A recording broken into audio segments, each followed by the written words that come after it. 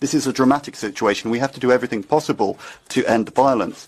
Since he entered power in 2014, Narendra Modi, the Prime Minister, has been implementing a radical nationalist Hindu policy, which has had terrible consequences.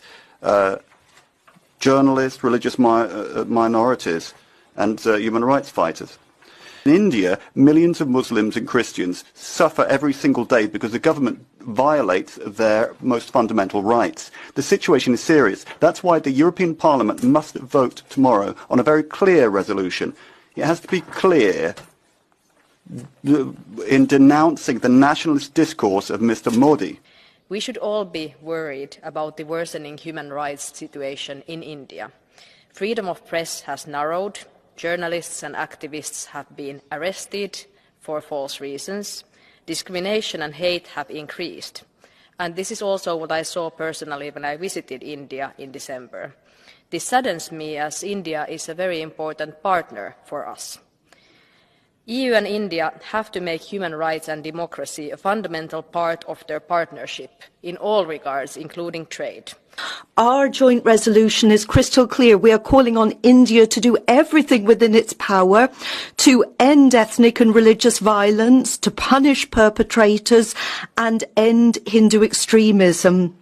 Without ironclad guarantees in this area, then we cannot talk about a new trade agreement with India. India is an important partner to the European Union, but if we as a Christian community can respect other faiths and identities, we must ask our partners to do the same.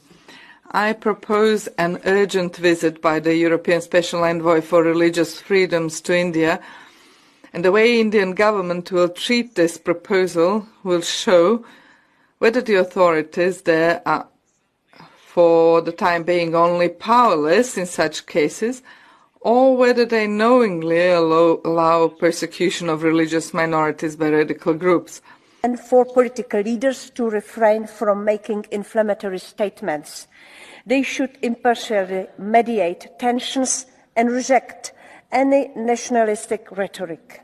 Today, let us send a clear message. The EU holds a powerful tool in trade policy, and we demand the integration of human rights into our EU-India partnership. Indian officials often like to boast that the country is the world's largest democracy. Intolerance and violence against religious minorities paint a different picture. These attacks against Christians are not isolated incidents.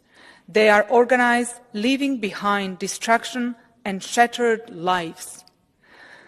The EU cannot close its eyes to these crimes. With this resolution from the European Parliament, we call on the most populous democracy in the right just to do what it is duty-bound to do in its constitution, to maintain religious freedom also for Christians in Manipur. Despite the gravity of the situation, authorities are not taking sufficient action and fostering peace dialogues, while the Manipur Tribal Forum's plea for protection of the Kuki tribe by the Indian Army has been rejected by the Supreme Court.